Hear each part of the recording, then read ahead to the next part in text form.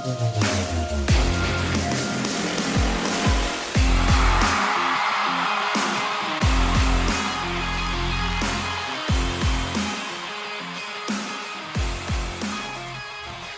right, Colts Nation, so we have awoken from the bye week, and I've got a question for you right off the bat. My question for you is very simple.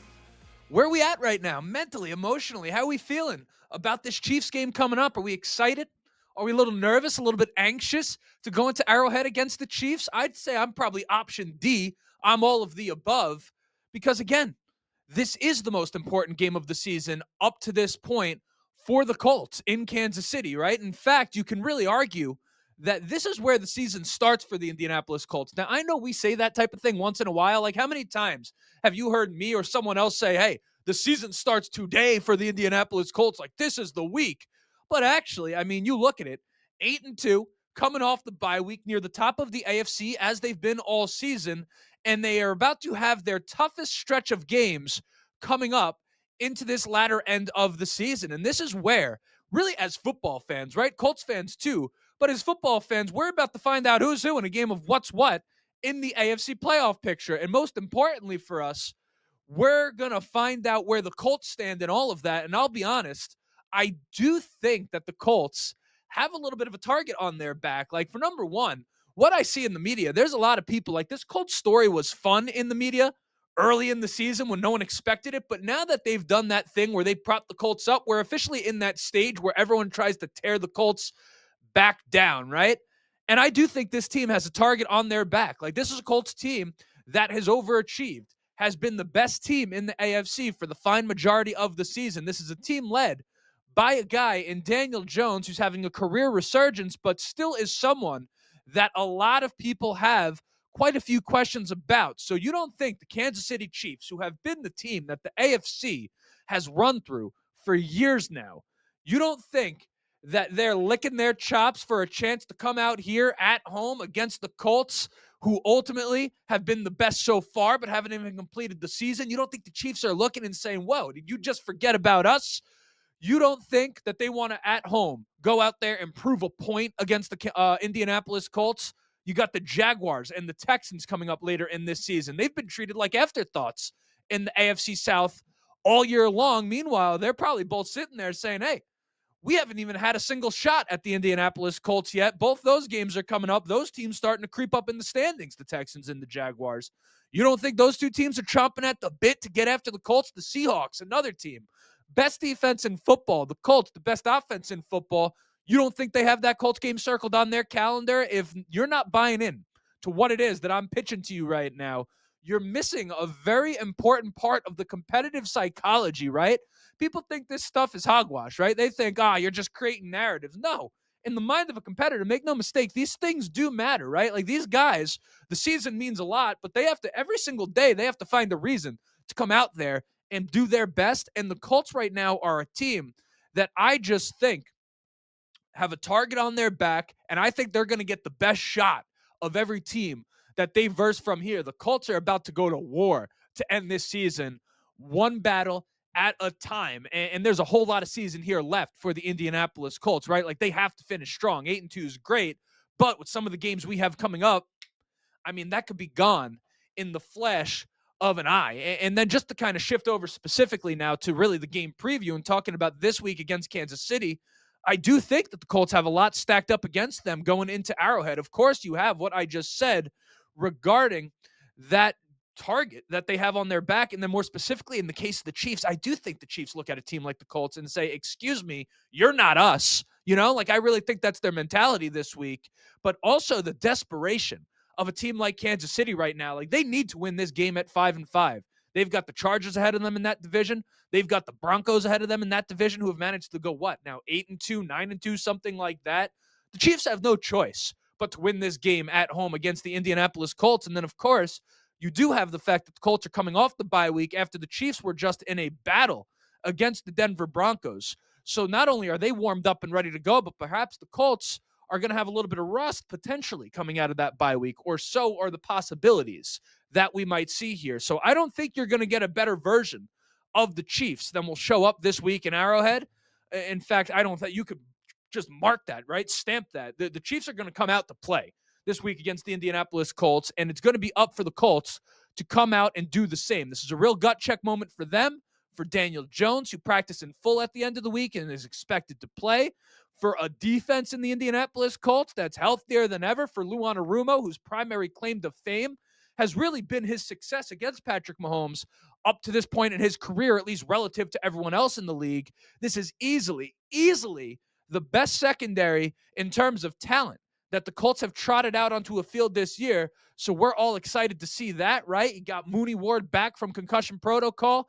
You got Sauce Gardner out there, who the Colts just acquired, Kenny Moore, Jalen Jones, Mekhi Blackman. I mean, on paper, that's a whole lot to handle. Needless to say, this game is going to be fucking awesome. There is so much on the line here for everyone involved on both sides of the field, right? Both the Kansas City Chiefs and the Indianapolis Colts just have so much to play for. And that's what makes a game special in this league, at least in terms of anticipation. And ultimately, the only thing that gets you to look forward to a game is what's on the line, right? And that's where we're at with this one. There's a whole lot on the line. So we're going to talk about this game in depth today. Of course, as per usual, kind of from the Colts perspective. That's what we do. This is a Colts show. So we're going to touch on both sides of the ball for the Colts, what they have to do, what they can't do if they want to win this game, right? Maybe the keys to victory, the whole bit. What a great time it is to be a fan of football. What a great time it is to be a fan of the Indianapolis Colts. But before we get into the fun, you know what it is? I got to introduce myself. My name is Justin. This right here is the Ride on the Bench Colts podcast. As always, ask anyone watching and enjoying the show. Go ahead, shoot a like. It's going to help me get out to as many Colts fans as humanly possible. Of course, subscribe. If you want to be a part of the journey, we're on our way to 5,000 subscribers over here on the YouTube channel. So if you keep coming back, enjoying the show, perhaps it's your first day here and you're enjoying what it is that you're hearing up to this point, hit that subscribe button. Help me get to that 5,000 goal. Never miss an episode again. Of course, audio listeners, what do I always say? Leave a five-star review if you keep coming back and enjoying the action. If you're on the audio side of this right now and you have not left a review, I don't know you personally, and I don't hold grudges quite like that. I'm very forgiving, but hell, I'm kind of mad at you right now. Leave that 5-star review. Shit, man. And then, of course, if you're on YouTube and you plan to engage in the comments section, you know what it is. Keep it civil with one another. You don't know what the person on the other end of the keyboard is going through today. What do they call it? They call it Hoosier hospitality, right? If you disagree with someone, be nice about it. Take it as an opportunity to have a discussion, make a friend, the whole deal. We're all on the same team. Chiefs fans, you're welcome to listen. Yeah, but you know, be nice, right? Obviously, we have a whole ton of respect for you and your organization. I would hope that you have a little bit of respect for what it is that we bring to the table as well. But without further ado, let's get back into the game.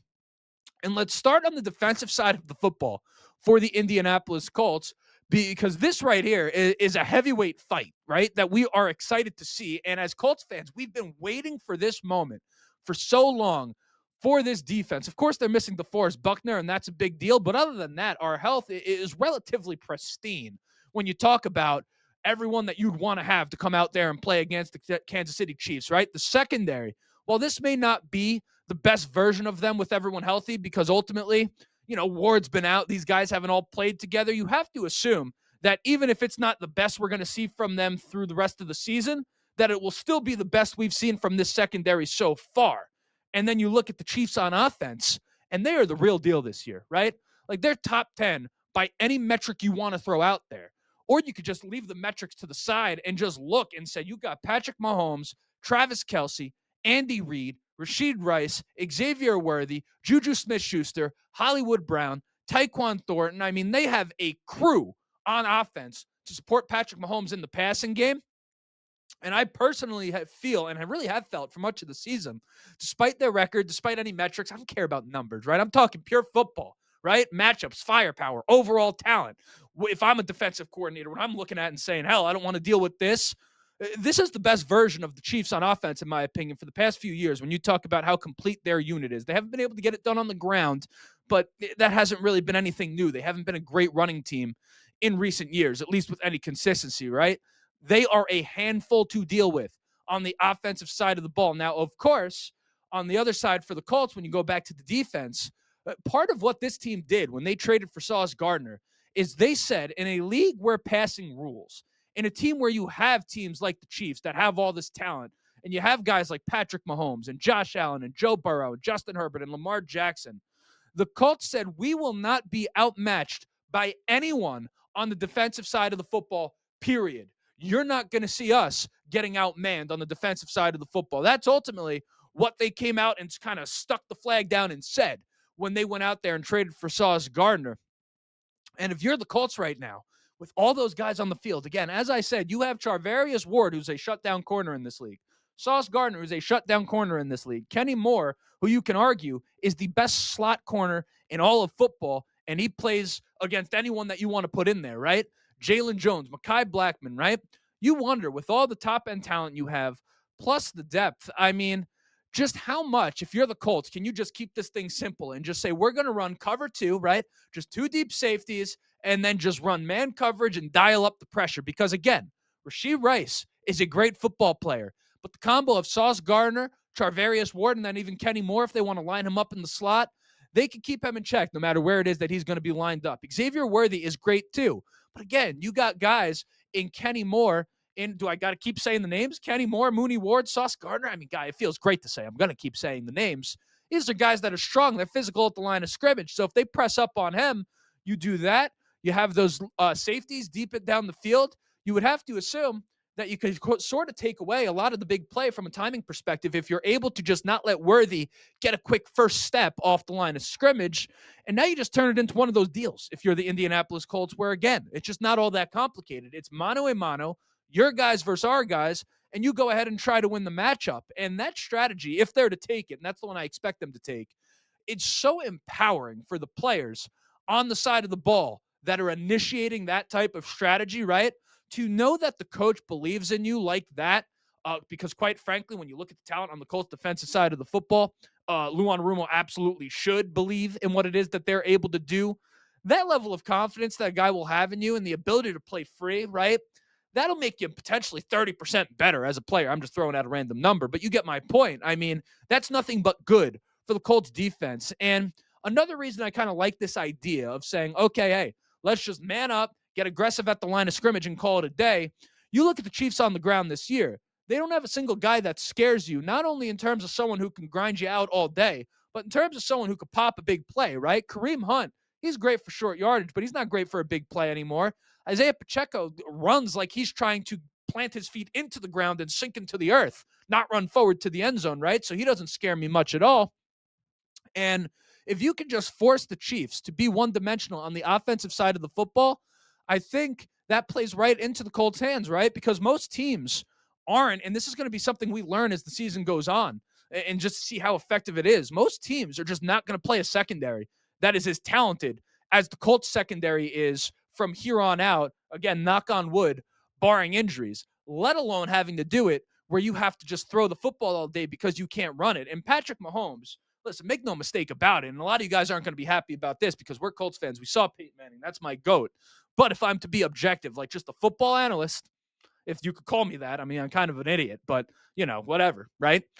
For what my opinion's worth, Patrick Mahomes, I take no pride in it again, is the greatest quarterback I've ever seen with my own eyes, right? He's been, by the way, this isn't like a new development. 3 years ago, Patrick Mahomes was the greatest quarterback I've ever seen with my eyes. You're just having kind of a longevity conversation at a certain point. But in a vacuum, what he brings to the table, there's no one that's ever done it like Patrick Mahomes at the level that he does it. And he's a master of kind of that backyard football, run around, extend the play type style. And that in a perfect world is what the Colts are going to actually try to force here. So if the Colts force him to do that, he's going to make some plays. But what the Colts are going to try to bet on, in my opinion, again, I'm not, reporting anything. I'm just telling you what I think. They're going to say, okay, you need to do that all day long to win this football game.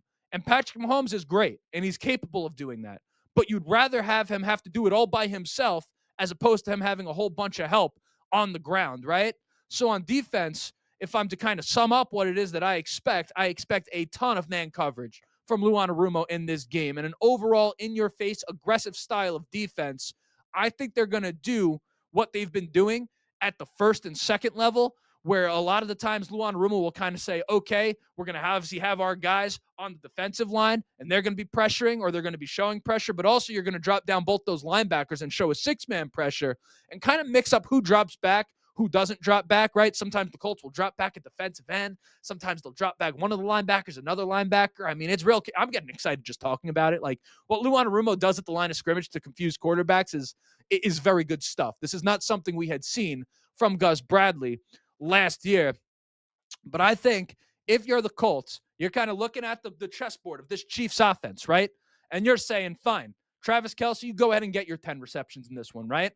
But if you're, Patrick Mahomes, we're saying, fine, throw it to Kelce, but you're not going to get the ball to these receivers consistently all day long on us. You're going to have to beat us with a lot of dink and dunk action to your tight end. Overall, I expect a very aggressive approach from the Colts defense, as I said. The Chiefs, as we know, they're coming out for blood, right? They're desperate. They're saying, hey, we're looking to punch the Colts in the mouth. That's the mentality of the Chiefs this week. And sometimes, if you're a defense, which by nature is the reactive side of the football, right? You have to think when you say offense versus defense, the very name of that unit implies what it is that they do. The offense is the one on the attack, and the defense is on the defensive, right? They're reacting to what it is that's in front of them and then acting accordingly. But I think the Colts defense, as much as they possibly can, Lou Anarumo, as a play caller, is going to try to flip that paradigm a little bit. They're going to try to take the role of the offense a little bit in this one. And what I mean by that is I think as much as they possibly can, they're going to come out and try to attack this Chiefs offense instead of reacting to this Chiefs offense. And they're going to say, hey, Kansas City, Patrick Mahomes, Andy Reid, we're going to take it to you. You're not going to take it to us. At least that's the approach I'm expecting out of Lou Anarumo in this game. That said, I think with that aggressive approach, the Colts do need to be careful of a few things if they plan to play close to the line of scrimmage, particularly on the outside at corner, right? Number one, you got to watch out for those screen passes. Like if the Colts start flying around too hot in this game on the defensive side of the football, I would not be surprised to see the Chiefs try to take advantage of that by inviting that pressure upfield and flipping it to a running back, flipping it to a tight end, or maybe even finding ways to set picks on the outside with these receivers to try to get some extra yards after the catch to get upfield to kind of manufacture some explosive plays as opposed to just saying we're going to beat you over the top.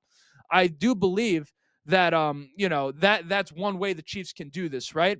If you have a lot of guys at the line of scrimmage, if you're the Colts, the one issue is that once the other team gets past the line of scrimmage, they've got daylight, right? So that's going to be something to watch out for. Another thing I would expect the Chiefs to deploy, and this is kind of classic Andy Reid, who really did this a lot more some years ago, but some of those sweeps and reverses, these guys and Rashid Rice and Xavier Worthy can fly. They can make plays, right? And again, those are the guys they want with the balls in their hand. The problem is that they're going to be covered by some real good corners. But if the Colts are going to be running man coverage, right? If they can pull, I just want you to visualize it, right? Imagine Xavier Worthy is man up on Charvarius Ward on one side of the field. He motions across the field. Well, what does Ward have to do? He has to run with him to the other side of the field. Number one, that's not a race you want to run against Xavier Worthy. But then number two, you might have been maybe 5 yards away from him initially. But on that reverse, you got to run past the linebackers all the way to the other side of the field. The angle that you get at Xavier Worthy is much worse than the one you would have had on him off of a completion, right? And again, that potentially when the Colts are going to come out here and play man coverage, and they will, you have to think the Colts already in the top 12 in man coverage in the league right now in terms of how often they run it. I would expect that to go even higher as the season goes on with the personnel they have out there now. But, one way to kind of counterpunch that if you're the Chiefs is to say, hey, fine, run with us across the field, follow us. We're going to tire you out. We're going to turn this into a foot race. I mean, this is just going to be a chess match of the highest order between Andy Reid and Lou Anarumo. It's going to be fun to watch. But really, that's on the coaching side of it, and that's all interesting, and that's all fun. But the one thing that has nothing to do with the coaches that the Colts can't forget about are Patrick Mahomes' legs, right? You cannot forget about him in all of this as a runner. If all goes according to plan for the Indianapolis Colts, Patrick Mahomes will throw the football 40-plus times, right? Which, that's a tough spot to be in, right? If your ideal scenario is Patrick Mahomes throwing it 40-plus times, you're in for a tough day of football. And when you're in a lot of man coverage, a lot of the times the QB does end up with a lot of free space to run, especially in situations where they maybe send some guys down the field. You send Rice down the field. You send Tyquan Thornton down the field. You send Worthy down the field. So now all your guys are following them in man coverage. And if Patrick Mahomes could get past that first level of the defensive line, well, he's got nothing but space to operate here, right? So if he scrambles, if you're the Colts, you got to keep eyes on him somehow. I know you can't do everything at once, but maybe a spy out of one of your linebackers. Maybe you specifically focus on contain with the defensive ends this week as opposed to saying, hey, get in there and hit him. I don't know what you do, right? That's why Lou Anarumo gets paid the big bucks. But Mahomes' legs, particularly if the Chiefs can't run the football, they're going to be a major factor in this game. because he's going to be dropping back a lot. His receivers are going to be covered longer than he's used to if the Colts are in man coverage, and he's going to have to be extending plays. So we're going to see how that goes. That's the defensive side of the football in this game for the Colts, right?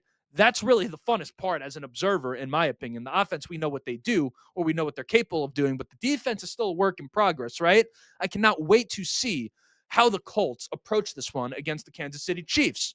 And now if we're to flip to the offensive side of the ball, I suppose after I take a sip of water, 20 minutes later,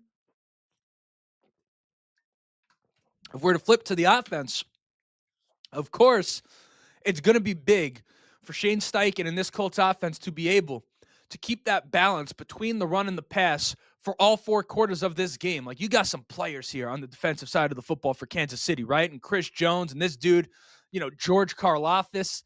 I mean, he's a baller, right? Drew Tranquil at linebacker, baller. Nick Bolton at linebacker, baller. The secondary filled with talent. Trent McDuffie, the guy on the other side of him, I think his name's something Watson.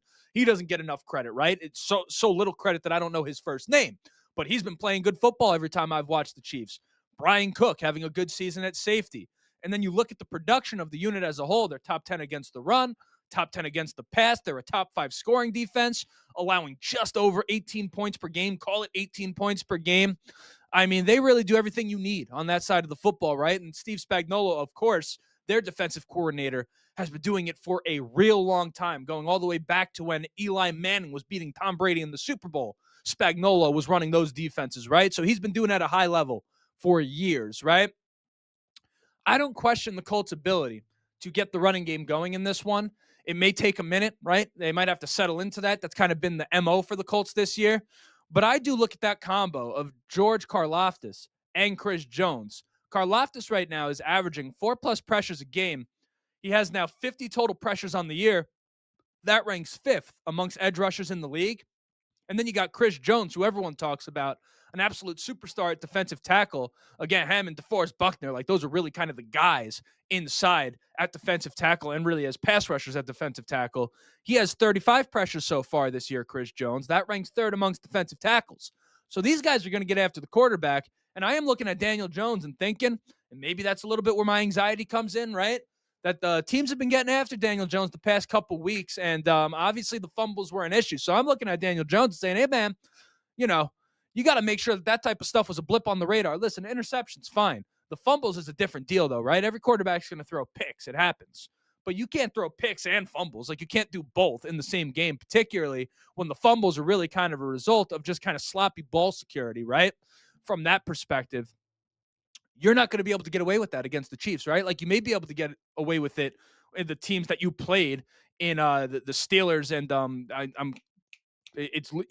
you could get away with it against other teams. You're not going to get away with it against the Kansas City Chiefs. You can't turn it over 3, 4, 5 times in a football game and beat a team as good as the Chiefs, right? So what a moment it is right here for Daniel Jones to rise to the occasion for this Colts offense, for the Colts in general, right? To come out and really show what they're all about as a football team. Even if they were to lose, I still think they can show a lot in a loss. Now, the Colts fan of me wants to say that they win, but if I'm to be honest, the observer of football for 20 years does have me leaning towards the Chiefs. Maybe not so much in terms of the Chiefs literally being the better team, but the Chiefs, they've got no choice but to win this game. And if it's no choice to win, it's one game for everything.